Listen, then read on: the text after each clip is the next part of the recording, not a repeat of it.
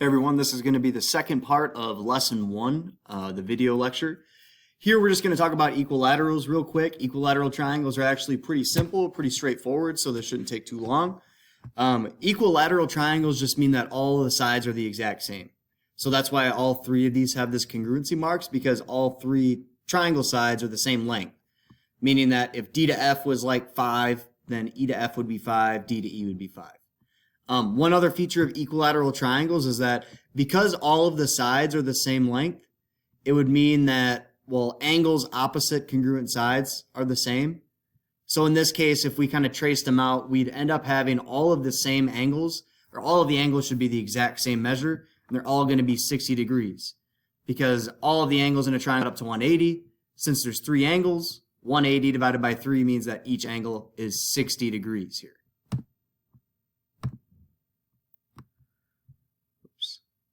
So if D to F was 12, that means that E to F would be 12, or F to E, and then D to E would be 12 as well. Equilateral means all they're same, and all of the angles would be 60 degrees as we just said here. So we're basically just going to work through 2 examples of how this works.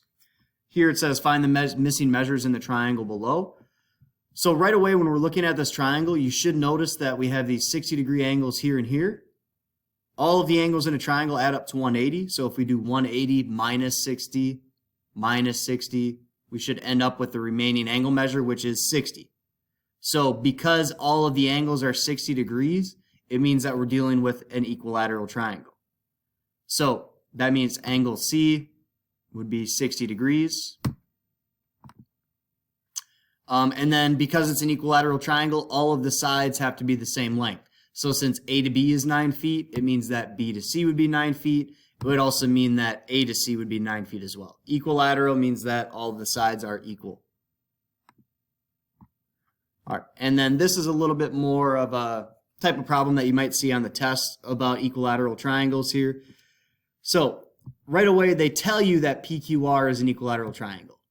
So that means that all of these sides should be the same. So if you want to solve for y, you just basically pick 2 sides, set them equal to each other, and solve for y. And then again, because it's an equilateral triangle, every single angle measure should be 60 degrees. So this 7x minus 3, we know that this expression should be set equal to 60 degrees because that's what this angle R should be. So first up, what we're going to do is solve for y. So again, to solve for y, you basically just pick 2 sides. Here I set this PQ, which is 14y minus 59, set that equal to QR, which is 9y plus 1.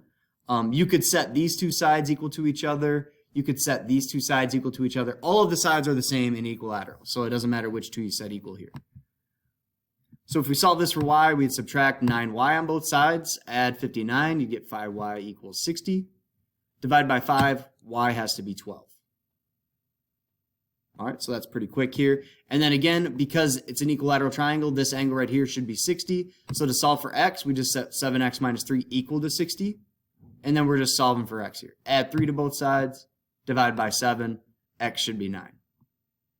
And then if you wanted to go ahead and plug everything in, if y is 12, that means that 9 times 12 is 108.